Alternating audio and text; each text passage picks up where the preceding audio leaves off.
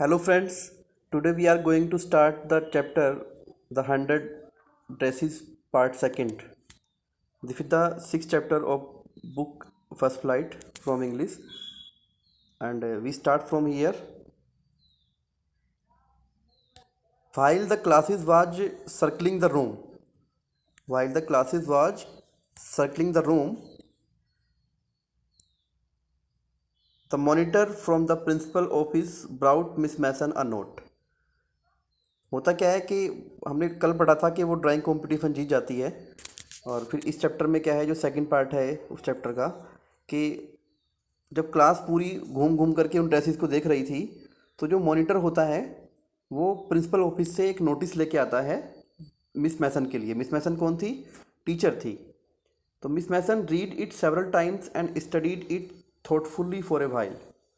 तो Miss Mason ने क्या किया, उस लेटर को जो नोट्स आया था उसको कई बार पढ़ा और गंभीरता से उसके बारे में विचार किया। Then she clapped her hands, attention class everyone back to their seat. और तब उसने अपने हाथों से आवाज़ की जैसे टीचर बच्चों को बताते हैं कभी कभी कुछ, और बोली अटेंशन क्लास, क्लास सावधान और वापस अपनी सीट पे आ जाइए। When the shuffling of feet had stopped and the room was still and quiet, और जब पैरों के चलने की आवाज़, क्योंकि जब क्लास बैठती है आकर के स्टूडेंट बैठते हैं क्लासरूम में तो पैरों की सफलिंग की आवाज़ आती है, तो जब वो आवाज़ बिल्कुल शांत हो गई, ठीक है ना, तो उसके बाद क्या हुआ, उसके बाद मिस मैसन ने कहा I have a letter from Wanda's father, मेरे पास वांडा के पिता की तरफ से एक लेटर आया है, that I want to read to you, जो मैं आप लोगों के सामने पढ़ना चाहती हूँ। Miss Mason stood there a moment and the silence in the room grew tense and expectant. Miss Mason एक क्षण के लिए वहाँ खड़ी हो गई और पूरे कमरे में, ठीक है ना, एक क्या छा गई, एक तनाव वाला शांत वातावरण, शांत माहौल छा गया। The teacher adjusted her glasses slowly and deliberately, और टीचर ने क्या किया, अपने ग्लासेस को, अपने चश्मे को धीरे से और डेलिबरेटली, ठीक है ना, जानबूझकर थोड़ा सा ठीक किया। Her manner indicated that what was coming, और जो टीचर का तरीका था, अपने आप का जो उसका फेस था, उसकी फेस फिगर थी, वो कुछ ऐसा बोल रही थी कि कुछ आने वाला है, ठीक है ना। And this letter from Wanda's father, और ये वांडा की फादर की तरफ से जो लेटर आया था was a matter of great importance, और ये क्या था, ये एक बहुत ही महत्वपूर्ण मामला था, एक बहुत ही महत्वपूर्ण मैटर था ये।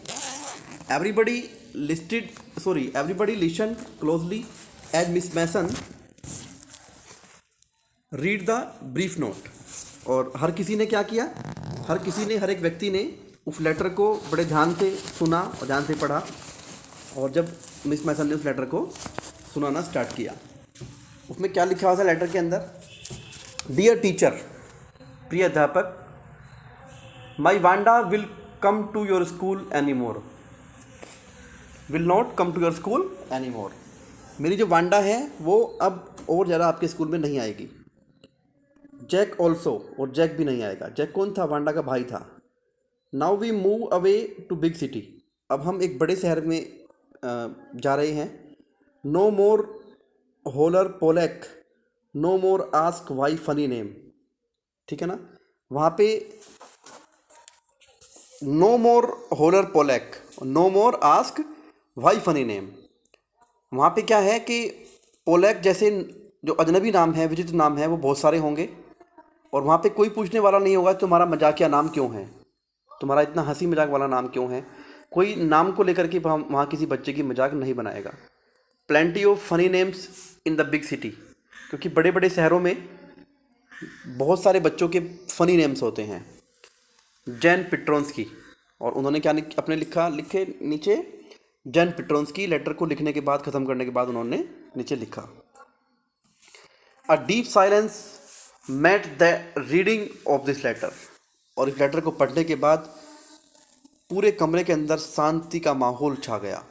Miss Mason took off her glasses, Miss Mason ने अपने चश्मे को उतारा, blew on them and wiped them on her soft white handkerchief. Blew on them and wiped them on her soft white handkerchief. और अपने white soft रुमाल के साथ उनको पूछा, ठीक है ना, पसीना आ जाता है ना कभी कभी चश्मे के ऊपर. Then she put them on again and looked at the class. और तब उसने दोबारा से चश्मा पहन लिया और क्लास की तरफ देखने लगी.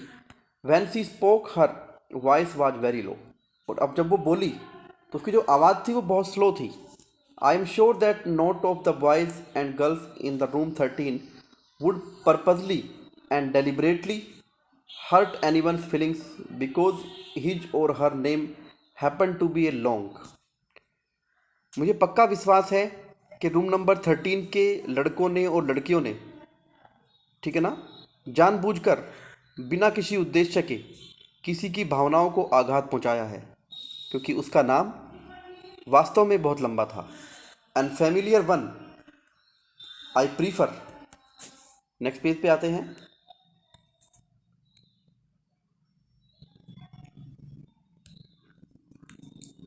To think that what was said in thoughtlessness. I know that all of you feel the way I do. That this is a very unfortunate thing to have happened. Unfortunate and sad, both, and I want you all to think about it. अब वो कहती है to think that what said in thoughtlessness. मतलब बिना विचारे ऐसी क्या बातें कही गई उस लड़की को या उन बच्चों को, उनके बारे में हमें सोचना है. I know that all of you feel the way I do. और मुझे लगता है, मेरा मानना है कि आप लोग वो बात समझ रहे हैं जो मैं कहना चाह रही हूँ. This is a very unfortunate thing to have happened. ये बहुत ही दुर्भाग्यपूर्ण कृत्य है जो हमारे स्कूल के अंदर घटित हुआ है. बहुत ही दुर्भाग्यपूर्ण और बहुत दुखदाई.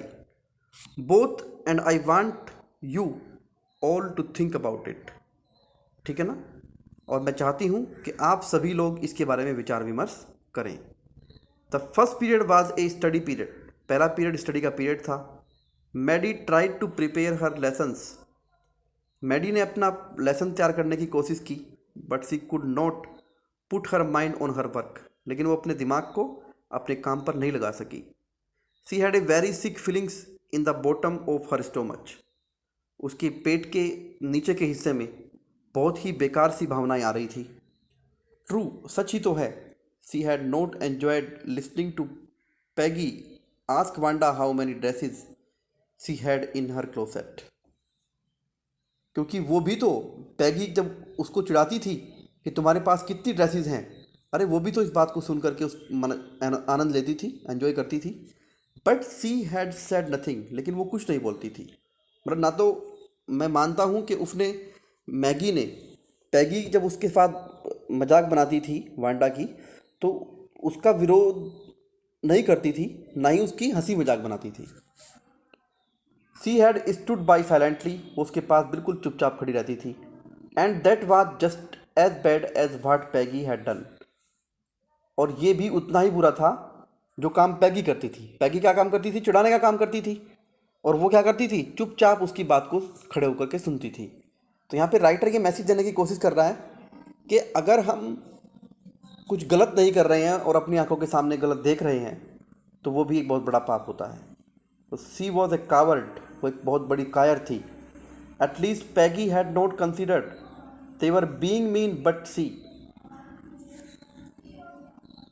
यहाँ तक कि कम से कम Peggy had not considered they were being mean but she Maddie had thought they were doing wrong.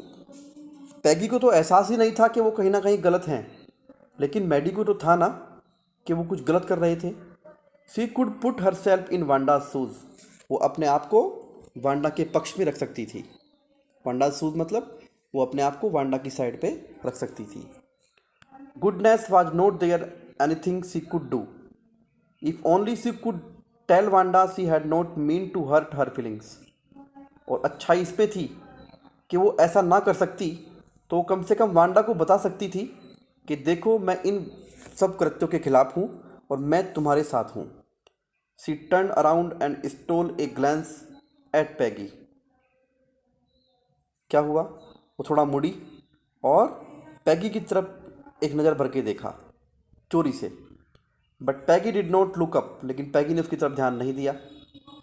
C seem to be studying hard, ऐसा लग रहा था कि पैगी जो है अपने स्टडी में बहुत ज़्यादा बिजी थी।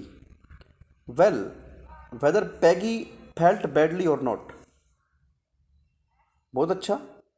पैगी को पता नहीं था कि उसको बुरा लगा ये बात सुन करके लेटर को, या अच्छा लगा, इसके बारे में कोई श्योरिटी नहीं थी। She Maddie had to do something, अब मैडी को कुछ करना था।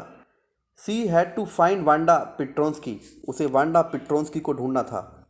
Maybe she had not yet moved away, हो सकता है वो अब तक अपना मकान छोड़कर ना गई हो।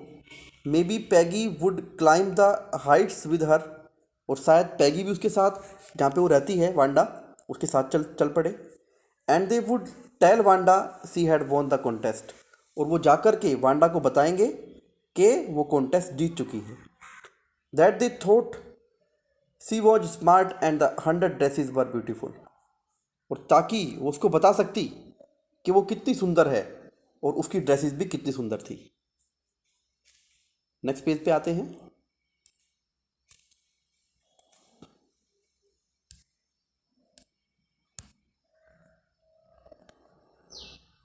Van school was dismissed in the afternoon, और जब दोपहर के समय स्कूल समाप्त हुआ, पैगी सेड, पैगी ने कहा, with pretended casualness, pretended casualness, बहाना बनाते हुए, hi let us go and see if that kid has left town or not. क्या बहाना बनाया, मतलब जाना तो चाहती थी। पैगी को भी एहसास हुआ कि कहीं ना कहीं उन लोगों ने गलत किया है, वो भी जाना चाहती थी, लेकिन क्या हुआ, लेकिन वो उसने एक बहाना बनाया, ड्रामा बनाया। क्या ड्रामा बनाया कि चलो देखते हैं एक बार जा कर के कि जो लड़की है, जो वो लड़की है वो फ़िलहाल वहाँ पे है भी या नहीं, या कस्बा छोड़ के गई भी है या नहीं भी। So Peggy had the same idea, Maddie glowed, Peg was really all right. तो पैगी के पास भी वही आइडिया था जो मैडी के दिमाग में था, ठीक है ना। और Peg was really all right, और पैग जो है वास्तव में बिल्कुल ठीक थी। The two girls hurried out of the building, दोनों तो लड़कियां बड़ी तेज़ी में बिल्डिंग से निकली, up the street towards Boggins Heights, और बोगिन्स हाइट्स की उन गलियों में चल पड़ी। The part of town that wore such a forbidding air on this kind of a November afternoon, और उस कस्बे के उस हिस्से की तरफ जहाँ पे जो wore such a forbidding air on this kind of a November afternoon, दोपहर के बाद नवंबर के महीने में बहुत ही एक ऐसी शीतल सी हवा चलती है, ठीक है ना। उस दिन की बात है। ड्रिजली डैम्प एंड डिस्मल, हल्की हल्की बूंदें पड़ रही थी, ठीक है ना। Well at least said Peggy gruffly, Peggy ने कहा, अरे कम से कम अच्छा है, I never did call her a foreigner or make fun of her name, कि मैंने उसको कभी कोई विदेशी तो नहीं बोला और ना उसके नाम का मजाक बनाया।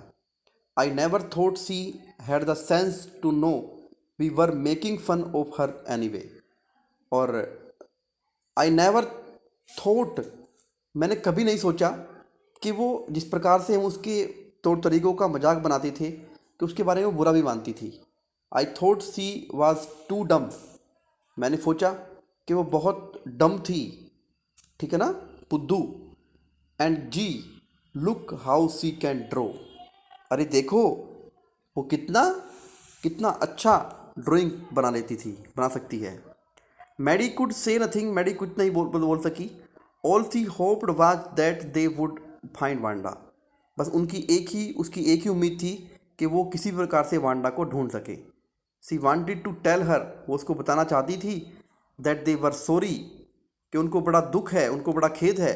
दे हैड पिक्ड ऑन हर, कि वो किस बात के लिए, they had picked on her and how wonderful the whole school thought she was, कि वो उसकी मजाक बनाया करती थी, लेकिन उसके बारे में पूरा स्कूल कितना अच्छा सोचता है कि वो कितनी अच्छी लड़की है। And please not to move away and everybody would be nice, और प्लीज़ अब यहाँ से छोड़ के मत जाओ, अब हर कोई तुम्हारे साथ अच्छा व्यवहार करेगा। She and Peggy would fight anybody who was not nice, she and Peggy, वो और पैगी वुड फाइट एनीबडी, वो उसके लिए किसी से भी लड़ेंगी। हु वाज नॉट नाइस, जो अच्छा नहीं होगा, जो उसको कुछ बोलेगा। The two girls hurried on, दोनों लड़कियां जल्दी में थी। They hope to get to the top of the hill before dark, और उनकी उम्मीद थी कि they hope to get the top of the hill before dark, के अंधेरा होने से पहले वो पहाड़ी पर पहुंच जाएं। I think that where the Petronskis live, मेरा मानना था पिट्रोन्स की कहाँ रहते हैं। सेड मैडी, मैडी ने कहा। Pointing to a little white house, एक छोटे से घर की तरफ संकेत करते हुए बोली। wisps of old grass stuck up here and there along the pathway like thin kittens। क्या था? जहाँ से हम लोग होके जा रहे थे वहाँ पे जो लंबा लंबा घास था वो खड़ा हुआ था रास्ते के दोनों तरफ, ठीक है ना। The house and its sparse little yard looked shabby but clean, और जो घर था वहाँ, जो उसका घर था वांडा का, तो वो बड़ा छोटा सा आंगन था उसका, और लुक्ड सैबी बट क्लीन, थोड़ा भद्दा सा था, मतलब पेंट वेंट बहुत पुराना हो रखा था, लेकिन जो साफ़ सफाई थी घर के अंदर वो बहुत अच्छी हो रखी थी, यानी क्लीन था। It reminded Maddie of Wanda's one dresses, और इस बात को देख करके कि घर सैबी तो था लेकिन साफ़ सुथरा था, तो मैडी को वांडा की एक ड्रेस की याद आ गई। हर फेडेड ब्लू कॉटन ड्रेस, उसकी भद्दी सी नीले रंग की कॉटन की ड्रेस वो याद आ गई। सैबी बट क्लीन, वो भद्दी तो थी लेकिन हमेशा धुली हुई होती थी, और उस पर मतलब अच्छी डिज़ाइनिंग होती थी, साफ़ सुथरी होती थी। There was not a sign of life about the house, उस घर में किसी के भी रहने का नामो निशान नहीं था। Peggy knocked firmly on the door, Peggy ने बड़े ज़ोर से दरवाजे पे खटखटाया। But there was no answer, लेकिन कोई उत्तर नहीं आया। She and Maddie went around to the back yard, वो और मैडी दोनों वापस जो बैक यार्ड था यानी पीछे वाला आंगन था वहाँ पे गए। एंड नोक्ड देयर, वहाँ पे भी कुंडा खटखटाया, कुंडी खटखटाई। Still there was no answer, वहाँ से भी कोई आवाज़ नहीं आई। तो फ्रेंड्स, इसको हम चैप्टर को आज यहीं तक पढ़ेंगे। चैप्टर काफ़ी लेंदी है, तो the rest part of this chapter will be studied in the next video. I will hope from you that you will watch this video at least 1 or 2 times. If you have any questions regarding the video, regarding the chapter, you can ask me the question in the comment box. I will try my best to deliver you the answer. Okay? Have a good day. Goodbye.